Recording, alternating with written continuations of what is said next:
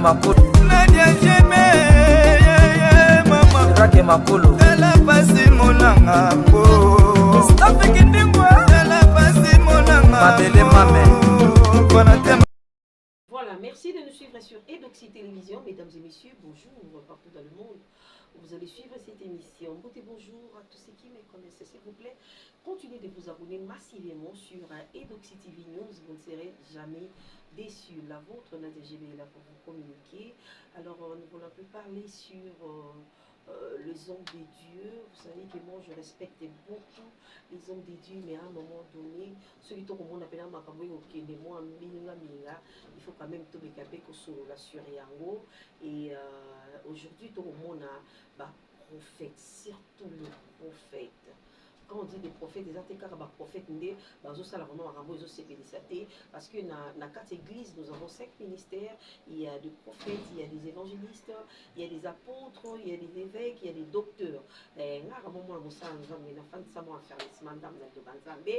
Alors, tout solo la solo basal nanzambe mingi to préféré to fan de la côté bas prophète parce que aujourd'hui ceux qui to moni bena makiona o ekoti ebele na quatre églises mingi to mona ngo kaka côté ya ba prophète to moni ceux qui mutakufi prophète moko akobima na YouTube alobi non ngai ne naza boye na kosekisa moto wana ceux qui botikinga kaka temps ceux bopesinga kaka mbongo ngana kosambela nzambe na kosekisa ye mosusu kuna o madame elombe akufite azali ceux qui bomemi kaka bana classe bake basambeli akosekwa mosusu kuna boye na boye mais to comprendre te to mona pe prophète moko uti ko kufa ye pa lekaka na YouTube ye pa lobaka mama nzambe ye pa lobaka ke ceux qui mutakufi akosekisa ce qu'on bande connaît ba prophète boza wapi bomoni na noté to boyoki na noté est-ce que boko ko pesa biso pe prophétie moko sur loi ya ndeko na bino prophète oyo auti ko kufa franchement ba prophète bokoma ko betisa mabako j'ai beaucoup de respect vis-à-vis à ba prophète mais à un moment donné ceux qui bakabo ko kele malamu te il faut to solo lango lelo prophétie likolo ya ba prophète ba pandi mabota mabala makambo ebele lelo bana na nzambe tokoka lisusu ko sambela te parce que toyebi ke ceux qui na loti na kobenga prophète na loti ndoto moko sambela pona nga prophète akoyebisa ote ke fukama sambela confesser non prophète wa bana mama ko pesa prophétie lelo to koma komona na YouTube na TikTok prophétie ko pesa na téléphone ba bengi yo mbala moko allo oui prophète alobi pesa kombo yo pe kuna kombo na nga boye prophétie ebimi au travers kombo est-ce que ça doit se procéder comme ça ou bien faut que les ndenge liloba nzambe et kotinda biso tokende. Alors, je suis pas seule na plateau Elelo, je suis avec Eki Bumba, mon vieux mon décollé Munga que j'aime beaucoup. En tout cas avec lui to meka peko solo là sur la prophétie et sur ma prophète nyonso o bazaka soki mutakufi bango babimisi ma prophétie ebele. Sorry. Bon, excusez-moi, je suis un peu grippée. Bambote na batutu bolinganga boza ebele à ma mère que j'aime beaucoup, maman pasteur Bati. Mina kupenda sana maman et à ma grande famille Gwabindi, Nzambe a bombelanga bino, Aristote Mayele, je t'aime beaucoup. Batutu bolinganga na diabébé pour s'abonner massivement sur Edoxy Télévision. Vous ne serez jamais déçus. Et qui bon pas. Bonjour. Bonjour Nadia GB, vraiment mon niveau est changé, j'évite un peu mélancolique. Je suis grippée. Napesi omote, napesi mote balandi nyonso ya Edoxy Télévision, baabonné nyonso yo mpe nano osabona te, c'est le moment, donc ekokute eloko te soki obakisami na nombre ya baabonné ya Edoxy Télévision parce que Nadia GB, la femme selon Jésus, aza wana et puis bao ya piso premier tobosani bino te, continuez de vous abonner, vous allez décider parce que ba message vrai pire ezali na kati ya vraiment pour s'abonner à la premier bilmo boyebiki awa et Rama Manzambe Alpa Bumba a été rabisso au travers chaîne Oyo yo besoin peut-être temps et qu'aucune église mais ce que côté na son premier on l'a dans la prédication ba enseignement ba verset biblique peut-être et kosungayo partout dans le monde au Rosala en tout cas ceux pour s'abonner vous avez vu vraiment des cités. Alors moi je disais tantôt to mekato pour solo là concernant ba prophète mingi na to fan de la ba prophète oui l'église ba ministère ils a ébélé hein ils a 5 ministères mais les lots na bien ministère nayebaka nanga Maman pasteur ba tsaza wana. nayebisa yo enfermissement depuis l'âge de 12 ans tozomonaka na franza Voilà. 27 prophétesse. Chilo bambote na yo place ozali Chilo Gwabinzi. Alors, je disais tomeka mpe kosolola yango tomoni prophète moko akufaki asalaki accident. Évangéliste. Il est évangéliste, hein? Écoute.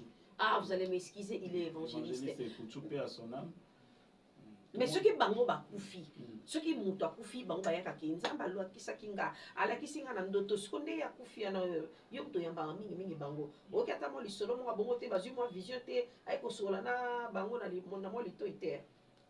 Voilà, donc elo on a pris ko bandana okoloba ba sepela na liwa ya mutu te, paix à son âme, nzambe à ça la justice naé parce que toboyi koloba kopesa position na biso te par rapport ya nzambe nde mutu ayebiso ina se amo ya sala ki malamu to sala ki mabe o bible ezo yebisa biso ke akoyebisa biso na tango asuka ba koloba na prophétisa ina kombo na yo na sala ki boye na kombo na yo je vous ai jamais connu. OK. Yoka phrase wana. Je vous ai jamais connu. Donc na yeba binote ça te na yebi ote mais na yeba binote. Cela veut dire pendant yo zali ko sa marambo wana azali ko yeba ote. Alors awa toujours parler non seulement na évangéliste Ekuchu mais toujours parler na ba oyo batikali na vie ça le roi moto azote mais to ke pe molo to bandi wana parce que bongo za soki mutakufi ba yana ba prophétie justement ya on a lobi exactement net baté ya biso na matanga makambo baote ya biso na matanga baote ya pona mowei te mais baote ya pona ba vivant o bazali wana bayeba komibongisa po lobi bango pe bazala na cercle le roi mowei wana oyo akufi. Donc voilà pourquoi toujours parler plus na biso ba etotikali soki to sala ka malamu na makambo tolobaka ezaka vraiment ainsi dit le Seigneur tout continue ndenge bible lobi so sala malamu continue au sala malamu mais soko sala ka malamu te tika sala malamu pona nini évangéliste Ekuchu azalaki kosala mobembo na ye donc tobenga mo voyage parce que azotambola na voiture a pensaki te que accident goya il est en train de conduire lui-même. En tout cas, là, je ne sais pas ce qui azaki na chauffeur ou bien azaki ko conduire mais voiture na ye. Taxi. Voiture na ye. Ah, OK. Moni azotamba ti abimi na ndako na ye azaki na calcul moko songo yo tansu na 15 de brasserie pour kufi ko tanzi de brasserie. Na ke kuna na sala logo boye bongo na poko na ozana ki. Na sala émission ainsi de suite. Donc azaki na ba programme na ye. Mais liwa est brisqué ye. Ozomona siko yo pe prophète oleka na télévision. Eza mabete oyaka koteya oyaka kopesa ba prophétie na sima pe opesi numéro na yo batu babenga yo oyo oza na don ya guérison oza na don ya kolongola milimo mabe oza na don ya kobotisa oza na don donc oza na ba don nyonso tout c'est pas mal Dieu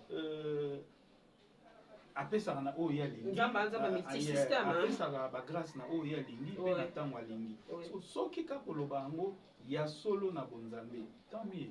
Continue de le faire parce que tout le baratango nyonso ata yesu azongi lelo te liwa ekoikoya ozala wapi na éternité na yo soki tango yo lekaka na TV eza po oluka manigance ni na osala pona bimisa mbongo parce que profit ya liboso mingi tomonaka ezali ndeni na kosoutire bato mbongo ndeni na kosala boye babengi yo ta mosu mpona prière na kana yo pesa $400 mama mo abengaka ngai une fois efsanga babengi na prophète eya benga e prophète po azali na problème prophète wana ayebisi ye $400 po abondela mpona aprécisaki mpena $400 mama na sikoyo amitali aza na problème ya makolo mama mo mpe tosola kala na yoka ekala na Belgique azalaki je crois mama ani azalaki vraiment souffrant abi papa na ngai nga moko nde naza soki réellement nzambe moto ayebisaki prophète wana akoyebisa ye po ata 100 € na ndako exacte sikoyo ekoma ndenge nini nazwa nga mpe moto malade donc omona mpena mama oloba avec larme vraiment donc na koloba na ye epesaki mpasi so ntango ezalaka ndenge wana est ce que bozosala na part ya nzambe to bozosala na cope na bino lelo prophète évangéliste Ekuchu asalaki mpe baeffort na ye asombi motuka po atambola nango epermettre ye na déplacement mosusu mpe akoki kosomba nabi te prophète Ekuchu mais mosusu akosomba mpe po amilakisa mpe amimona mpe bon nga mpe nazali parmi baoyo baa na mituka c'est bon mais lelo voiture wana eza voiture wana esali nini yango moto esali accident no yango moto ememi na kufa no bamosusu mpe toomona bakufa na cher donc yango tokoki koloba tika mabe esala malamu. Voilà, Bumba, avant que le bâti comme avait ça, malamu, l'autre au monde na réseaux sociaux, surtout réseaux sociaux, autobenga ka TikTok. Tout le monde va prophète, va commis un système, il y a ça va live, ils ont bien, ils ont qu'on a évangéliser, ils ont qu'on a partager. C'est une façon de communiquer avec les enfants des dieux, ou peut-être à l'extérieur du pays, ou soit à l'intérieur du pays, même aussi. Mais le phénomène que comme Mikolo, au moni prophète à l'obi, pesanga notre famille et puis je vais prophétiser sur toi. Je ne sais pas si tu as déjà vu ça sur TikTok. Alors, au moni Moutabengi prophète que voilà, je m'appelle par exemple Edwige Gwabinzi. D'accord? Maintenant il y a Badi qui expliquer ah ok. Gwabinzi. Maintenant il y a Badi qui expliquer ok comment on a Gwabinzi, vos famille telle, mon papa n'a bien Azalaki colonel Gwabinzi, Akufaki na 2021, papa n'a bien faisait ceci, maman n'a bien nanani, non. Êtes-vous pour ou contre ces genres de comportements? Est-ce que vraiment c'est écrit dans la Bible et ceux qui m'ont topé si comme Bonayo et les prophètes peuvent prophétiser sur toi? Oui, puis prophétie, et ça, et l'eau malam. Bible les ont recommandé à Mobabi.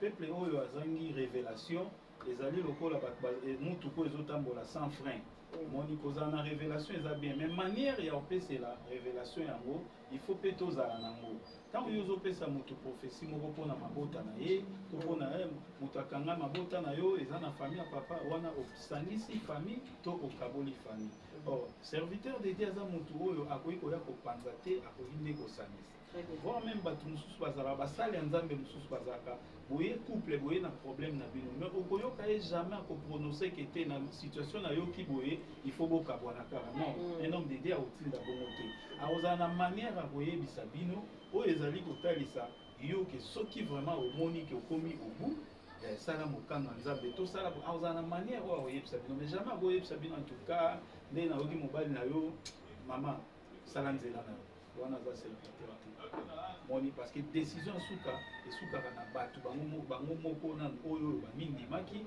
akoki kopesa o conseil mais akoki koyebisa mpe te ke tikalaka wana ntango aomona mabe mais akoyebisa mpe ke bima siko ntango baopesa baprophétie ya ndenge wana oyebi moto oyo nyonso aza en ligne te oyebi ta mosusu te moto ya bitumba na ye mpe aza en ligne wana ntango oyo opesi prophétie ya ndenge wana olie atika ye na position azalaki amultiplie baeffort ya kobloke lisusu ntango mosusu moto wana aza na omire te na parole yo oexpose oyo ezali bongo baproblème na ye na bakombo ya bafamille ainsi de suite famille mosusu bakoki kozala kote mosusu bazala mwa ndenge na bango bayebaka mpe komibatela yo osali exposition ya kombo ya famille ndenge wana eza malamu te bengisa motu na biro benga ye abenga yo na nsima ya nini ya life na yo osola na ye oyo nzambe ayebiso mpe moi je suis vraiment sûr que nzambe te alobaka na esika wana parce que balobaka na biso saint esprit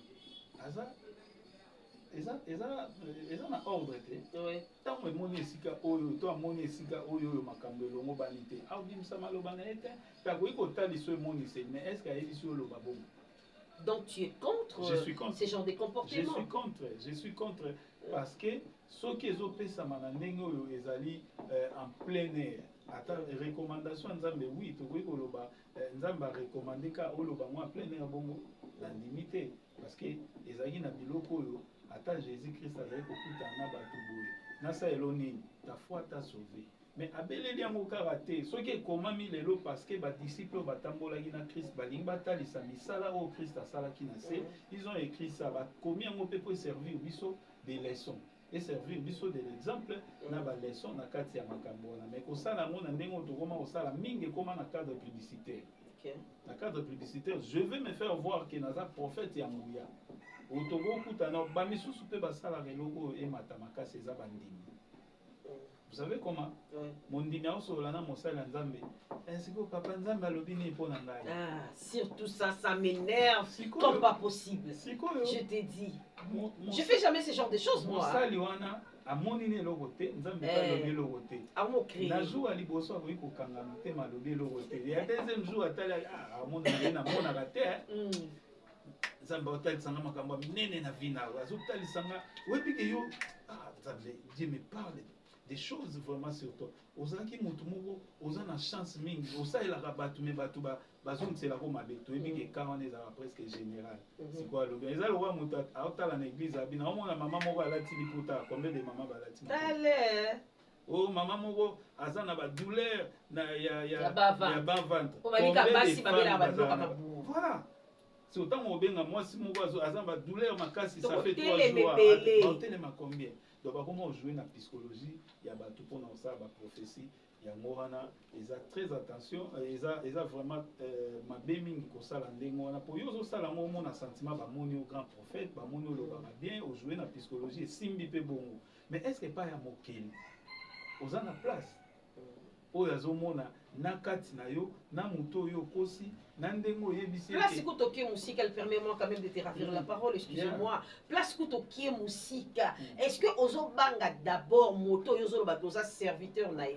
On sous-entend que quand tu es devant ton patron bien ton maître, tu respectes ton maître oyo yozo baki olanda kaye. Mais quand ozo lier na lokuta, est-ce que tu respectes ton maître là?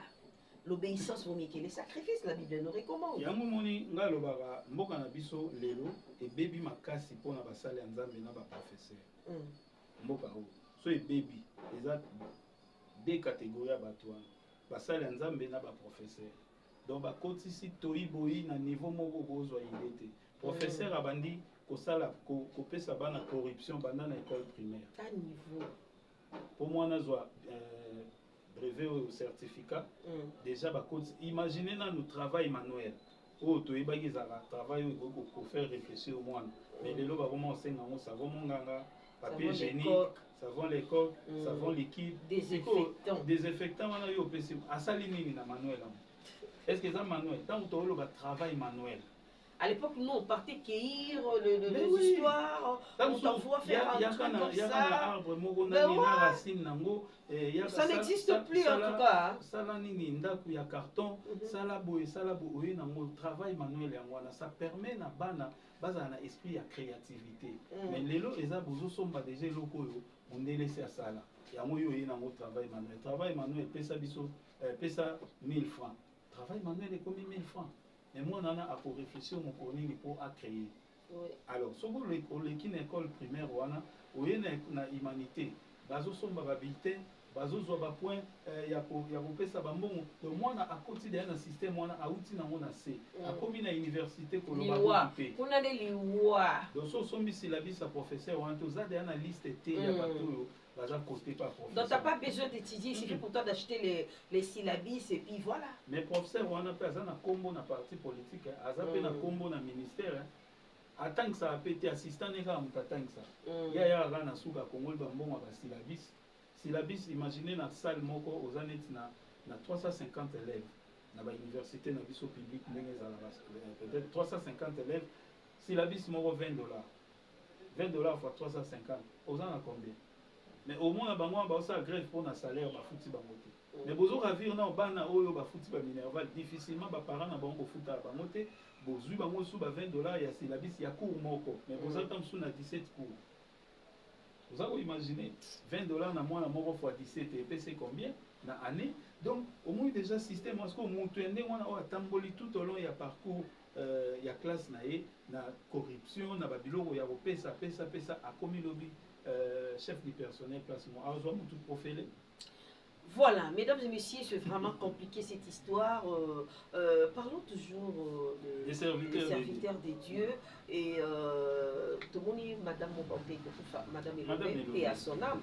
Et Azaki, Madame École primaire, partout dans le monde, on le alors, un jour, la semaine passée, sur TikTok, toujours TikTok, Namoni, serviteur de Dieu, je ne sais pas ce qui est un prophète, mais j'ose croire que c'est un prophète parce qu'il était en train de prophétiser. On sous-entend que quand quelqu'un passe à la télé pour prophétiser, c'est un prophète, n'est-ce pas? N'est-ce pas? Parce que ceux qui sont évangélistes, il viendra pour évangéliser. Ceux qui sont docteurs, il viendra pour prêcher. Tu comprends un peu? Mais lui, il est venu prophétiser. Alors, les prophètes en question, il est venu parler sur Madame Elobé. Valdogé, ça la ironie. Prophétesse? Non, non, non, non, moi c'était pas une femme. Hein. Moi j'ai vu un homme. Un homme. Ah ouais, je sais pas si on a qui. Mais on a qui ça non. Donc on a le bon parce que je la connais, on a ça la ironie. Ah. Mais là on a qui c'est un homme. Il a dit à Matine à Panel en disant que voilà, Madame Elombe a confié pour la telle chose. Et du coup, famille à Elombe, bazaki na live wana, moi on a pas à Mati. Excusez-moi, il a dit prophète ngai nazan deko ya Elombe. Oh ndeko na bino akufaki na boy. Basalaki boy, bazoki boy, j'évite vraiment à citer Marambo alobaki. Et du coup, alobi kutu na ma famille pesa na kati maman les garçons en question, et puis non, je vais t'appeler après. Ce que si là il faut ma famille et ça a bien été, mais after ça et ça là qui bazar na famille na bango d'ailleurs lobby nango famille na bango ba memana ki ba kekuna en tout cas désordre et ça la manie. Oh moi na nzambe to moto na nzambe place tozali et ça place ya kimia place ya paix. Maintenant c'est que le prophète là a fait. C'est que le prophète là a fait que voilà nzamba la kisi concernant Elombe. Quand Elombe était malade à l'hôpital, pourquoi le Saint-Esprit t'avait pas furolu mis support que le monde a que à tel hôpital kende kosala boy kozongi sabo. Vous avez attendu qu'Elombe puisse partir et puis tu viens dire que voilà, moi le Saint-Esprit m'a montré ça, Jésus a dit ça, Dieu m'a dit ça. Où en sommes-nous avec les histoires ici? Déjà on a beau rectifier mon cœur quand on a malade, Saint-Esprit à l'obagité. Non, tu peux juger Saint-Esprit dans temps ya koloba. Non, on juge pas le Saint-Esprit, on juge on pose des questions. Justement, il y a na lobby to rectifier place wana. Le problème est ali moto ko kozwa message. Ko kozwa éclaircissement ya situation moko oyo et le kanamboka nzamba révéler autant sous pour na Congo, pour na peut-être président Félix, mais il faut ça na manière ya olobango. Sinon au souka na prison. Sinon au katama mutu le roi Jean-Baptiste. Sinon, on a un problème. Donc, problème est ali que tout à l'heure, toujours condamné à mort. Ma communauté, il y a famille, il y a battu. Pourquoi on a une famille à baki et ça m'a famille, ben abisso après. Nous surtout, on a besoin de dignité, on a besoin de respect. Attailler prophète azolo ba makambwana. On a besoin de respect. Les familles ont besoin de respect. Ce que vous voyez, bani kotanga makambo moi si na ye. Autant musu moi si na ye o azana ye azape na histoire na ye azana passé na ye mutu moko ye na télévision bandi koloba passé ya moi si na ye wana na télévision ya ozala l'aise te to ba spiritualité ya famille nde tozala nde toloba ngo biso ne tout communément to kanisa lo ba mindele bazala na ba spiritualité na bango te ba famille africaine tozala na ba problème na biso ko eza lié tamsu na ba boy ba lien makambo ebele famille ata ya prophète wana azape na ba problème on se comprend. Alors, les familles n'ont pas de problème. Tout le monde est à l'équipe na live, abandi koloba makambo sur sa famille na télévision. Ya ozala na moi à l'aise. Si on est logo yo ozala na moi à l'aise, yo ozala à l'aise ya oloba moko na famille abandi na mususu. Donc, moni place oyo lelo église etie biso bango moko basali ba désert rebelle et comme lelo bandimi ba komi na méfiance ya oyo bazobenga ma basali ya nzambe. Quand même ndenge olobaki na ebandeli, place ba vrai ba faux bazar. Donc pour faux à exister, c'est des vrais Zalaki. Donc faut outarande na ombre, il y a vrai. Donc vrai Zalaki déjà, il y a un faux à Misali. Mais toye bango ke ezali na 450 prophètes ya bal. Oyo Eli a tellement qui pona oloba non o bozo ça les a bonzambete. A défier bango bozo ça et là on est là que ça ya biso eza bonzambete ya yo te bonzambe allez. Yo belela ya yo biso to belela ya biso yango peut-être tozo sala wa totalisa toza na problème mo na bino te ranking te ce pour ça man ki on a bino bozo banda bozo ba mi pas tant mieux bo sala yango mais na soukande mieux vaut la fête une chose que son commencement donc soukande mu te justifier peut-être tozo kansa soko li batu bon na souka o ya ko se repentir ya solo mais quand suli wa pe ko kozwa yo lego na biso ekutu ayeba ite jour azo sala déplacement wana ke liwe ko ya et koki pe ko brisker on de gozota la biso olia mbongo na mitu ya orphelinat ou peut-être au sala tant mieux mais liwa pe ko ya o justifier mon ndenge nini donc mokola suka nde mutu gozala vraiment pas si mingi ya mwana to lobi ba bomi mboka na biso makasi ezali bongo ba professeur na basali ya nzambe na lobi naïvité, oui, aux autres martelé beaucoup plus que Batbamboka, Isa, professeur, mais on a le Bakaka et Bassal Nanzambi. Parce que na Kinshasa, tout ça dans ma religion est bénie. Nous, on parle des trucs de chrétiens. Tu es chrétien, moi je suis chrétienne également. Alors, la Bible dit l'esprit des prophètes est soumis aux prophètes. Tu es d'accord avec moi? Donc, neto ça l'émission bouillée. Prophétie mon pe koya que nenge maele a derrière la caméra nzamba ko fongola nga pe miso e bisinga ke tete maele lobby place azalaki asalaki boisson ni saki bouillée. On comprend? Maintenant, le col nana Saint-Esprit ya solo katinanga. Qu'est-ce que je vais faire? Je le maîtrise. Nazeli na sili sa maramona ko sapon nzamba ramuta désordre nzamba muta ordre. Tu peux aussi attendre que aussi ici after ça tu l'appelles que toi tu m'avais dit ça regarde le Saint-Esprit m'a montré ça. On comprend? Mais Bassan nzamba lelo elo kwa les athées. Je pose encore une autre question. Est-ce que enfermissement et ça la sur l'église car la Bible dit c'est la parole de Dieu qui délivre et c'est la parole de Dieu qui guérit. D'accord? Est-ce que enfermissement et ça la sur la carte église parce que dans un moment on dirait manque et enfermissement mais comme tinda bateau ça la dit n'importe quoi na liboso ya bateau. Mais justement il y a honte au lobaté. Donc est-ce que yo autant que ça va na te après oser la docteur na bana oser na bana na omo wabi ma docteur mais yo tant que c'est ma côté. Donc l'enfermissement n'existe plus à l'église. Mais ça va exister. Si ko toze la bandimi ya ndenge nini et surtout que Bible ezosenga batu ezosenga basala batu bandimité balobi allez partout dans le monde faites-les mes disciples. Balobi te que allez partout dans le monde faites-les bandimi na bino o ba bien-aimé na bazala ya bino na enclos na bino non ça là bango ba disciple bandimi ba comme à mesure ya yepa ko bonde la maladie yepa ko prêcher ko té c'est comme ça Bible les ont recommandé. Donc allez partout dans le monde faites-les mes disciples soni lelo bo rendre batu ba disciple azana asa muto azolanda makambo ya maître na ye o ya maîtriser makambo maître ye kolisaki so nini o bo faire maîtriser batu.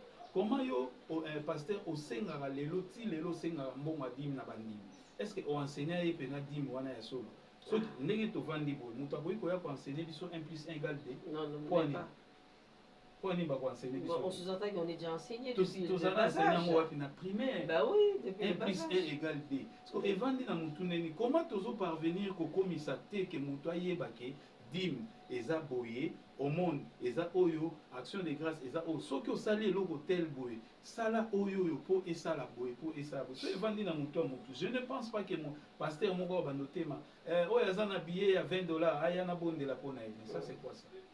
C'est quoi ça? Comment minimiser un grand Dieu lokola les créateurs na ba $20 na ba $10 na ba $5 batu baya na non pesa batu oyo ezali enseignement oyo eko convaincre mutu amona ke te na eloko na yoki na nino na sali mpe nzambe asimba motema na ye po asala geste wana ozomona. Donc mpona oloba ke basali ya nzambe balongoli eloko wana oyo ezali affermissement balongoli eloko wana balingi batikala basupérieur ya bato soki ayeya rema yoka rema ye soki azoteya oui azoteya mais po etikala nini pa ya bato balongoli on sur base de quoi? Non mais sikoyo ntango bazopesa affermissement te bazopréféré aya na mateya moko yokaka bateme ya banini ya bateme ya baprédication na bango les sépulcres vont s'ouvrir. Donc baoya na banini moko boye aimpressionné azongisa nini boye mais oza kopesa nini na bato parce que moi je sais que toza na biloko mosusu tooloba lelo awa eza po professeur moko ayaka enseigner na biso sérieux toyebi lelo ke Amérique eza continent le plus long na sud nango eza na pôle sud na nord nango ekoma pembe na pôle nord mpona nini po toyebolaki yango na deuxième na géographie toyebi ke eloko boye eza boye eloko boye eza boye Europe eza na nini boye babilaris wana eza na nord ya po toyekolaki yango mais sikoyo nini bozoyekolisa bato po evanda na kati na bango bopesa babilo moko superficiel de manière que botikala kodominer les problèmes ti baoya na baprophétie oyo eza impressionnant wana eza mpo mondimi amona ke moto akoki kosalela nga likambo ezaka serviteur tolongwa na étape oyo ekoki kosala ke mondimi akoma kocroire ke mpo nga nabika mpo nazwa mbongo mpo nabota il faut moto aya kobondela mpo na nga non pas du tout basala bato oyo ezali ke moto ayeba makambo na ye koliboye na koki ko bonde la pe na ndako mwana koki ko banda maladi na ki mambangu na oti na église eza mabete mais na koki ko bonde la mwana pe awa oui chemin faisant na bonde la volonté na comme l'église na komi pe na église ba koki ko pesa biso exemple que mwasi ayaki alandaki Christ mwana na yako oui c'est bien et toboya mote eza mabete koki ko mona pasteur na yo po balobi to se confier na basali ya Nzambe eza mabete mais parti mosusu pe balobi aller partout dans le monde faites les médecins parce que koto na bolobi neti ndeni na moto mo basali ya Nzambe bozolinga kotika la bino moko ba supérieur. Voilà, un jour j'étais avec quelqu'un na plateau nanga pour analyser sur Karma Solo Toro Solo là. En fait, avec lui, on avait mélangé. Lui, il disait bah, politicien et moi, je disais le pasteur. Alors, il m'avait réussi à son émission. Et il m'a dit, Nadia, je t'informe que makambo to komona lelo sur basal Nzambe. Eza basal Nzambe yakala nde ba komisi stade oyo lelo. Moi, j'ai dit, tiens, comment ça? Alors, Nadia, à l'époque, on n'avait pas réseaux sociaux. À l'époque, Makabouezaki médiatisé vraiment. Parce qu'il fallait, tous les gens 3 chaînes, tous les gens RTNC, tous les gens Antenne, tous les gens Canal Kin, tous les gens Raga. Donc tu vois que pour ma pasteur Poutino, ma pasteur Sony, il y a Babylone, on a besoin de Sima.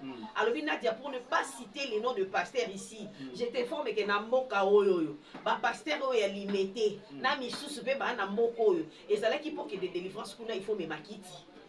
Il faut mes mambongo, il faut mes maboy. Donc, makambo nyonso ko mona na YouTube na TikTok et bandakala. Lelo ne bimi, donc on mona ba pasteur ya lelo mabe pour lelo réseaux sociaux yé. C'est vrai ou c'est faux? Non, azana torte na domaine nyonso. Omoni époque ezana makambo nango. Omoni lelo, so tozaki na Mobutu. Na époque à ça 32 ans. Vous comprenez? Soit Mobutu a une époque où ça a 32 ans, on est dans cette année de moi. Non, vas-y. Donc, tout le bâti, ce qui Mobutu a existé dans un moment où les gens ont TikTok, les gens ont Facebook, les gens ont WhatsApp, on a ça à 32 ans.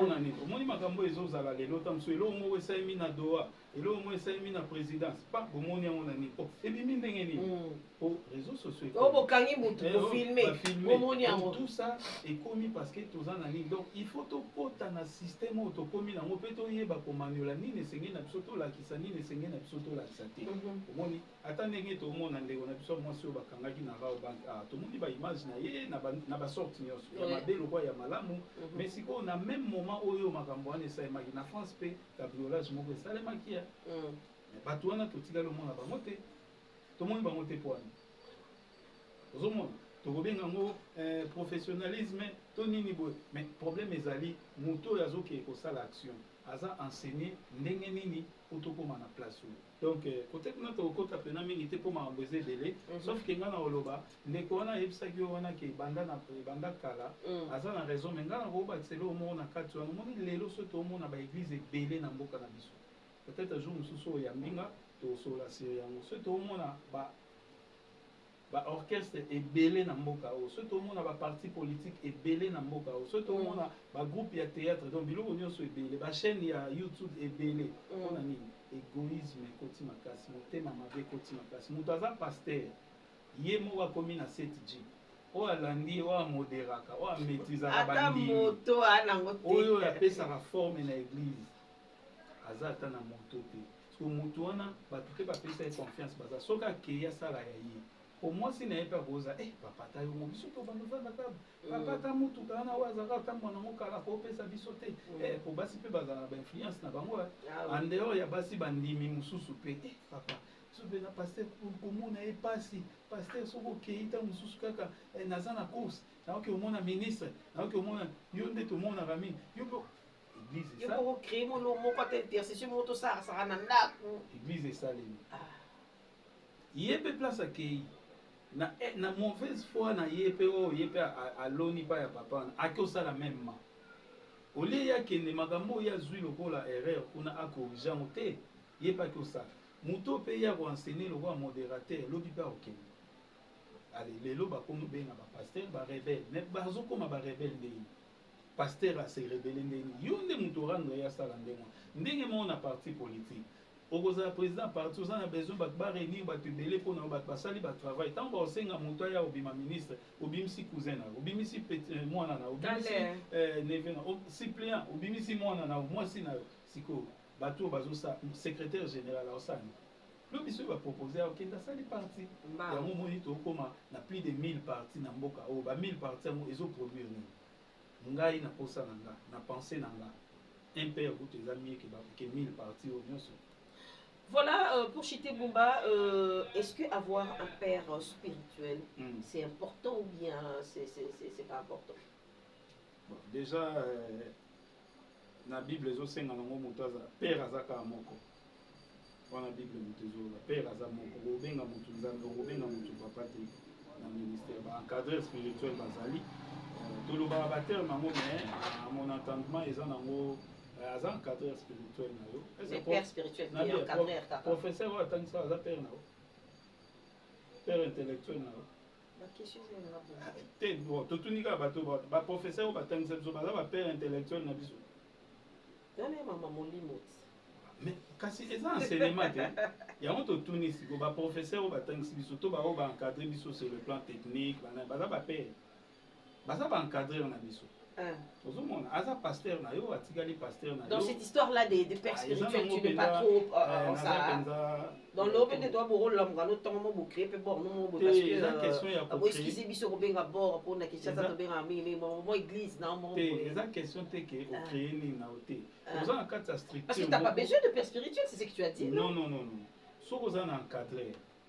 Ye on a encadré na. Pourquoi il faut que tu employer terme de père spirituel? Parce que tu benga bon ba papa, ba daddy, ba pai, ba benga pasteur. Tu benga on soit pasteur apparemment hein. Tu benga daddy, pai, papa. On va harmoniser les choses. Amoni na benga pasteur na biso na anglais dad. Dad ya na on a. Ma biso mangé mombo te na biso benga daddy. C'est que vous avez anglophone. Pourquoi bien que tata? Papa ça fait dans la Canada. Pourquoi bien que tata? Pourquoi bien que tata te? Donc on gâte elle est comme nene. Ah, au monde.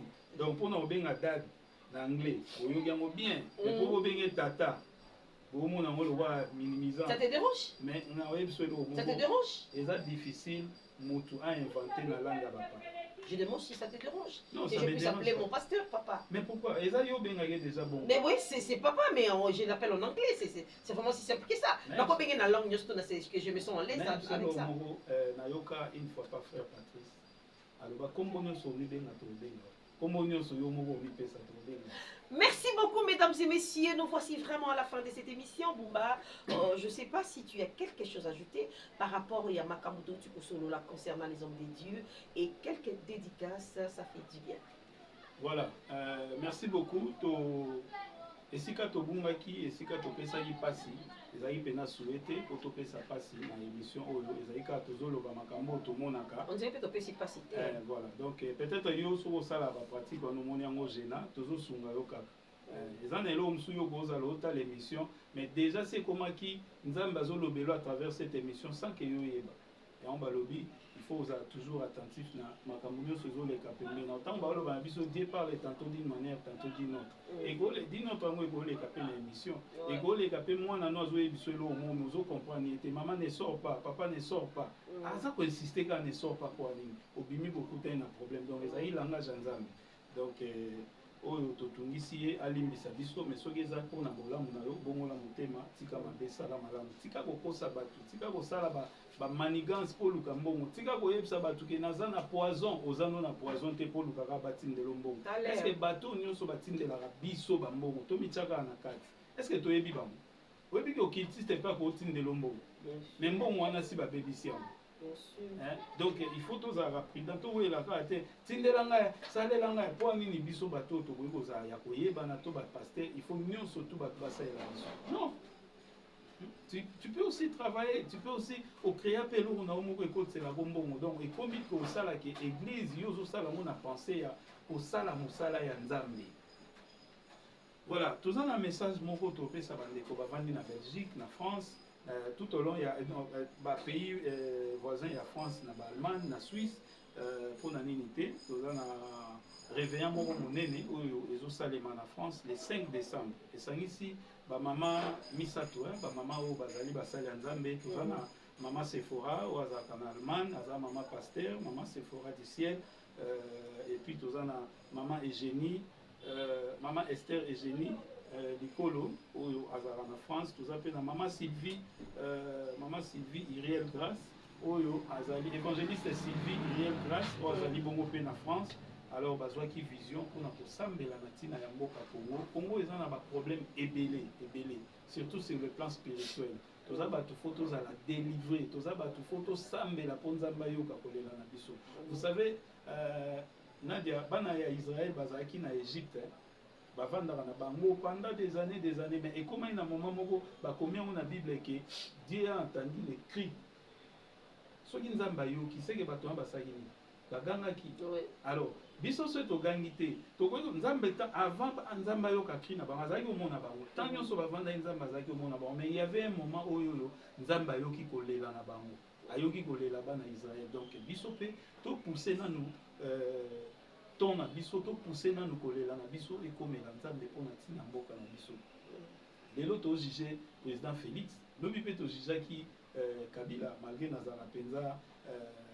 Nazara Penza nanini toza apolitique toza apolitique au moins nde toza mambo nzambe so to landi pe politique te yango elanda biso na tango Kabila mboka na biso ekotaki na se penza ya libulu makasi donc ba infiltrer makambo belé oyo ekotaki o lelo to découvrir vraiment ils a passé donc ndeko Kabila miso ezaki okangama mingi to soki ezaki esprit ye moko ayebi mais soki ezaki pe ki azaki pe flou mabe ekotaki makasi na mboka na biso o lelo nano esili te mais yango moto ezo roger biso ti lelo oyo en tout cas toza obligé ya osambela mingi po nzambe pesa ya biso grâce nzambe atindela biso Moïse o azalaki ne kaka na bana Israël wa mekomai na moment moko nzambe apesi émission donc il y a aussi des moments où ekomaka ndenge wana boza na bino na bango mekomi na moment nzambe apesi sikoyo maye l'émission yaka sala eloko boye okangola bato moko yaka sala eloko boye ça se passe comme ça voilà donc la veillée c'est le 5 décembre 2025 à partir de quelle heure comme ça 23h on aura la maman qui déjà maman Sephora maman Esther Eugénie maman Sylvie donc tout bazar la France l'Allemagne la Belgique surtout le 5 décembre déjà mon bon maman pona Basi Nzambe, Basi Obasambelaka, Nzambe, l'adresse c'est comment déjà 45 rue d'Élizy, 93 500 Patin, salle 204. Donc à côté il y a hôtel Ibis. Au cas contraire, il peut t'appeler et puis on peut savoir mon numéro, il y a maman Eugénie, maman Sephora, bango surtout wana, on peut savoir mon numéro, maman wana pour babon de la pona bango peut communiquer bango adresse calmement. D'accord? Ouais, c'est ça. Merci beaucoup. Alors, mesdames et messieurs, nous voici à la fin de cette émission. Je vais ajouter quelque chose concernant les hommes de Dieu. Nous sommes des chrétiens, mais surtout toi basal Nzambe parce que tu sais pas Nzambe dit d'une manière ou d'une autre nakati ya église. Alors bana Nzambe tout ça la part des choses. C'est tout ce que je peux dire. Vous savez ça fait honte. Il y a tout le temps les chrétiens ont fait ceci, les chrétiens ont fait cela.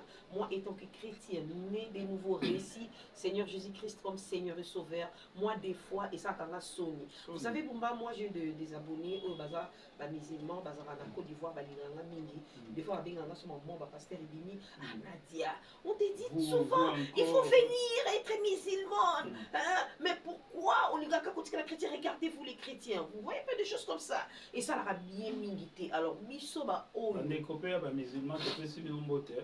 Voilà. Les chrétiens, tout ça la part des choses, c'est très important. Tout ces pays ça bat tout mais tout ces pays ça nzambe. Lelo pour moi et se tourner tout autour na biso ba chrétien. On dit pas ici que les musulmans va ça ramabete non, mais par contre il y a biso de ba chrétien. Donc on met mango na miso ba tout. Donc on va les sous pour bomba yango surtout nous les chrétiens des églises les réveils.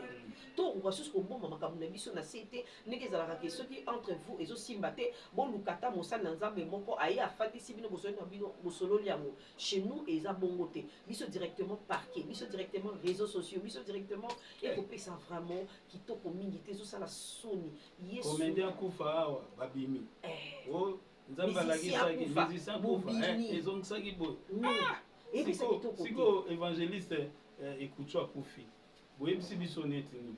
C'est rare des cas au monde na nzambe na réseaux sociaux akobielo banzambe tolobi te ke ezalaka te bazalaka na mpe aye azo prêcher mais lelo ekoma aye kaka na réseau pour parler des histoires d'autrui, pour parler des musiciens, pour parler des comédiens, pour parler des vies privées des autres. Et ça vraiment qui te communauté. Je sais que Dieu vous a choisi. Dieu a appelé David l'homme selon mon cœur, mais David doit être dans la Bible, comment David a ça. Mais na coulistan David a ranzambe mutazalakate. Ce qui peut vous changer un peu votre façon de faire des choses, votre façon de voir des choses, et que vous allez très important. Moi je ne suis pas ici pour juger, hein, car la Bible me dit qui es-tu pour juger mon serviteur. Je ne juge pas, je ne suis pas à mesure de juger pour m'appeler na mutamasu, mais néanmoins tout ça là, la part des choses, c'est très important. Ce qui vous appelle l'émission, merci beaucoup. Aristote Maëlle derrière la caméra. Et merci Nabatutu, Bolandaka, son premier. Merci Nabatutu, Bolandaka, et d'Otis Télévision. Abonné à son premier, son motif de l'équipe, moi, Ju, moi, Méliki, Amela. Et ça a bien été. On les a remontés. Yo qui communique, peut-être tu as des soucis. Obi qui n'a aucun de communiquer à votre le 5 décembre. Aucun de veillé. On va battre et qui est Baxa méga. N'est au tine la communiquer. On qui ça la veiller. N'a pas maman et génie le 5 décembre. C'est très important. Ah, on est donc si vous ça quand même, bon, ça moi volé. Et ça moi bien. Alors. Ça n'est fini pour aujourd'hui cette émission. Mon Nadia GB, la femme selon Jésus-Christ. Je salue mes bébés d'amour. Primo et Samantha, maman vous aime beaucoup. Bye bye. Oh, tu n'es pas sûr. Ok, bien. Ah, non, Kataki.